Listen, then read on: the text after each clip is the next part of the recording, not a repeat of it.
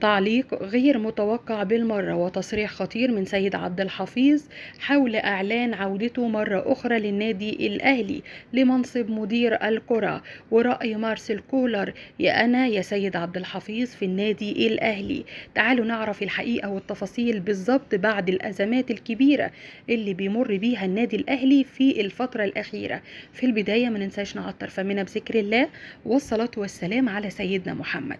أزمة كبيرة جدا بتواجه النادي الأهلي على مستوى أوضة اللبس.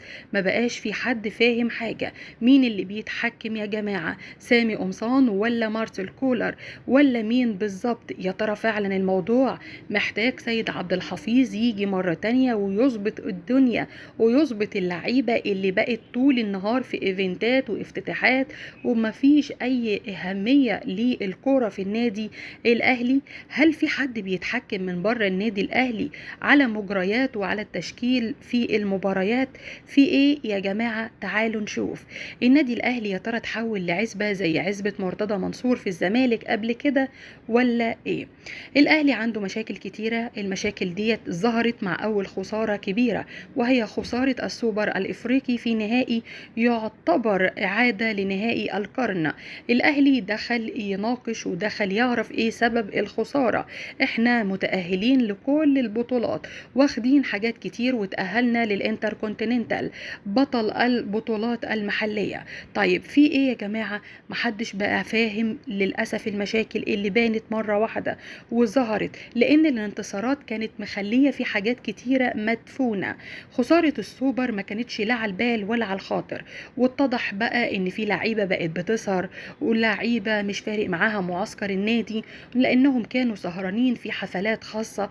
إلى جانب كمان كام لاعب في النادي الأهلي بقى يحضر إيفنتات وما بقاش فارق معاه. وسامي قمصان القائم بأعمال مدير الكرة المفروض إنه يقفل على الفرقة وما تبقاش ظاهرة بالشكل ده، لكن اتضح إن هو مش قادر يسيطر ومش قادر يقوم بنفس الأعمال اللي كان بيعملها سيد عبد الحفيظ.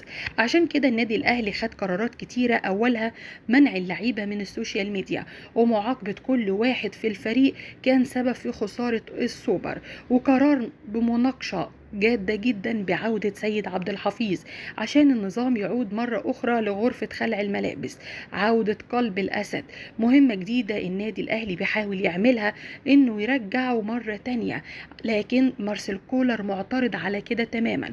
والمفروض إن يبقى في وفاق ما بين سيد عبد الحفيظ ومارسيل كولر، لأنه اتضح إن سيد عبد الحفيظ في بعض الأحيان كان بياخد قرارات من دماغه والكلام ده ما كانش بيعجب مارسيل كولر، وقال لا أنا مش موافق أبدا بعودة سيد عبد الحفيظ مرة تانية وإن الصدمات هترجع تزيد. وإحنا إيه المشكلة إن إحنا خسرنا يعني بطولة؟ إحنا عندنا حاجات تانية كتيرة ومهمة جدا. طيب هو سيد عبد الحفيظ رأيه إيه في عودته لمنصب مدير الكرة؟ أكيد وجوده مهم جدا، ولكن هو فعلا رد وقال أنا وقت ما النادي الأهلي يطلبني أنا تحت أمره.